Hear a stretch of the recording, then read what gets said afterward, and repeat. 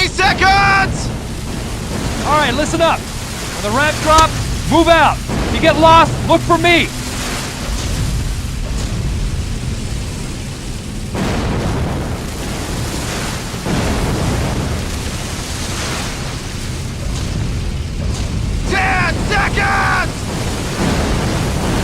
Stay with me and we'll get through this! We've got to take that beach! Clear the ramp!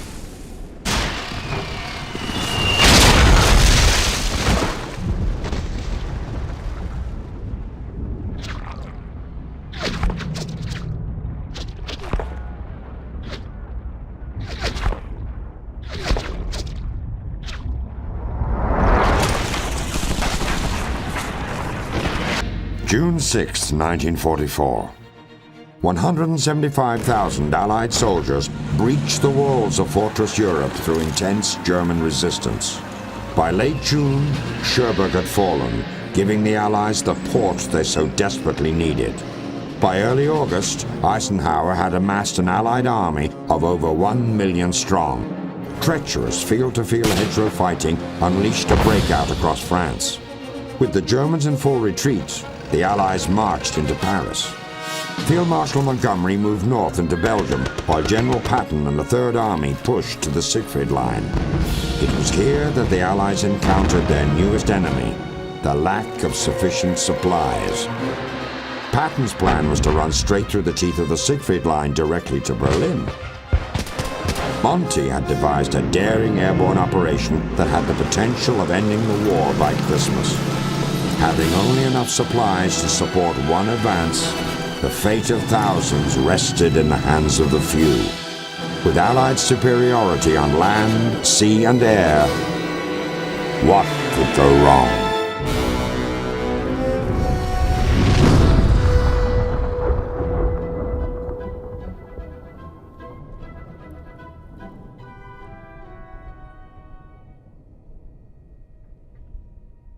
Good morning, Lieutenant Patterson. It's a pleasure to see you again. You're looking well rested. Good.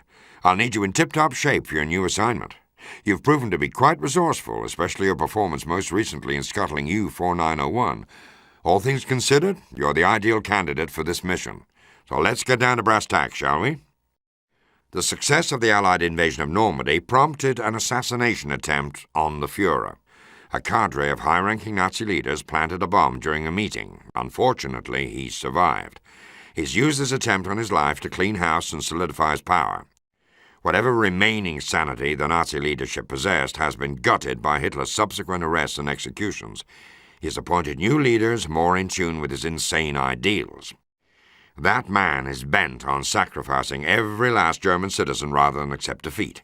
We need to stop him cold and do it now. Reports from our allies in France suggest that there's been heavy activity in the port of Lorient, a manufacturing facility for their deadly U-boats. It was previously run by one of the would-be assassins. Now Hitler has one of his most trusted advisors in charge. Jimmy, we need to know what's going on at that base. We've arranged for you to be dropped on the outskirts of Saint-Mathieu, where our 101st Division is still encountering some resistance. Intelligence states that a German U-boat is making an unscheduled resupply stop at the seaport there. Our only opportunity to infiltrate this fortified shipyard is by smuggling you aboard this vessel and waiting until it reaches its port. I know it's tight quarters, Jimmy, but for you, familiar territory. We're sending you back to sea, my boy. By 1940, Hitler's promise of no bombs dropped on German cities was rendered hollow by Allied heavy bombers. This drove home the reality that the Luftwaffe lagged behind the Allies in a number of areas. Field Marshal Goering needed an aircraft capable of shooting down Allied bombers before they had the chance to drop their payload on Germany, and this demand prompted the production of a revolutionary jet fighter different from any other aircraft Germany had produced before. This endeavor was named the 3x1000 project. It called for a heavy fighter capable of flying 1,000 kilometers distance at 1,000 kilometers an hour and with a 1,000 kilogram payload. To achieve this, the Germans turned to a team of brothers with an astonishing new design.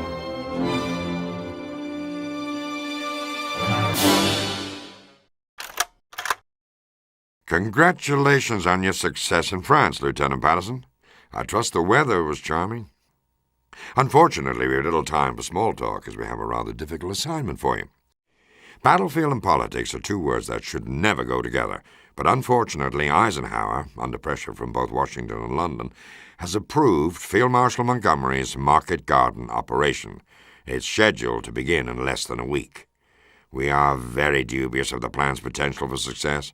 It's an extremely risky one, but it could end the war by Christmas if it succeeds. Time is of the essence, as we received an urgent request from one of our agents in the Dutch underground for an immediate field rendezvous. He had stolen intelligence materials detailing a new German weapons project, but got himself captured in the process. He was able to send us a message just before they nabbed him. He's being held in a Dutch manor house. This, of course, is where we turn to you. We need you to make contact with one of our field operatives in Holland, locate the prisoner, and get him out of there. We need that information, Patterson. It's critical. Only our operative knows how to get you to the manor house where our Dutch agent is being held. The rest, my friend, will be up to you. On a dual mission for both the OSS and SHAFE, you will parachute into the region and quietly meet up with a small unit led by a Corporal Barnes, who you might remember from your days at the country club, but more so, you may have heard rumors about his stellar performance during Operation Overlord. I believe the last time you saw him, he was preparing for demolitions training. He'll be tagging along to investigate rumors of German armor in the area and take advantage of any opportunity that may present itself. If anyone can do this, Jimmy, it's you. I wish you luck. Allied infantry always welcome the sight of a Sherman tank. Its combination of speed, firepower, and quick repair made it an invaluable ground weapon. The sheer number of Shermans in the field usually allowed Allied generals to count on armored superiority. However, not all the Sherman tank specs were ideal. It was thinly armored and caught fire easily. In addition, its cannon was not large enough to pierce the more heavily armored enemy tanks, a weakness not shared by the German Tiger. Fortunately, evolving teamwork between ground spotters, artillery, and the Army Air Force meant no Tiger was impenetrable, thus helping the Shermans rule the day. As usual, Jimmy, I've got good news and bad news. Analysis of the documents you retrieved from the Luftwaffe Detachment 9 supports your conclusion that the Germans have designed a new type of combat aircraft, a jet fighter. Additional intelligence confirms that this new plane has already gone into production at the Gotha facility outside the city of Duisburg, 100 miles inside the German border. The documents hint at plans for a bomber, similar in design, using something they call flying wing technology. Interestingly enough, it appears that early intelligence places a man by the name of Rudolf Ulbricht von Sturmgeist at the helm of this fighter's production. We've discovered he was touring the Lorient shipyard facility at the time of your visit, not too long ago. Unfortunately, that's the good news. The bad news is Field Marshal Montgomery's Operation Market Garden has begun in Holland and is fast turning into a disaster. The 101st Airborne has managed to secure its target bridges at Easvik and Vegel, but the 82nd has been fought to a stalemate near Nijmegen Bridge. Our forces are bogged down outside Arnhem. Germany seems determined to keep us from pushing past the River Vaal. Intelligence reports that Hitler has authorized massive reinforcements, placing the defeat of the Allied forces in the Market Garden campaign above the security of Germany itself. A counterstrike from General Field Marshal Model's forces in the area is imminent. Your assignment is to make your way to the city of Arnhem and meet with an operative who can smuggle you into Emmerich. There, find out what the hell the Germans are up to. All available Allied aircraft have been diverted to support other Market Garden initiatives, so you'll have to make your way to Arnhem on foot. With Monty's plan in a tenuous state, I suggest you get there as quickly as you can. That's all, Lieutenant. Devised as a joint airborne and ground campaign, Operation Market Garden was the largest airborne operation ever mounted. The planned market was to take and hold a series of roads and bridges across northern Holland, creating a clear path for Garden, an armored push to the border directly east of Berlin. Unfortunately, the German forces engaged there were not the exhausted troops the Allies faced in France. Crack panzer divisions lay in wait, trained to repel the assault.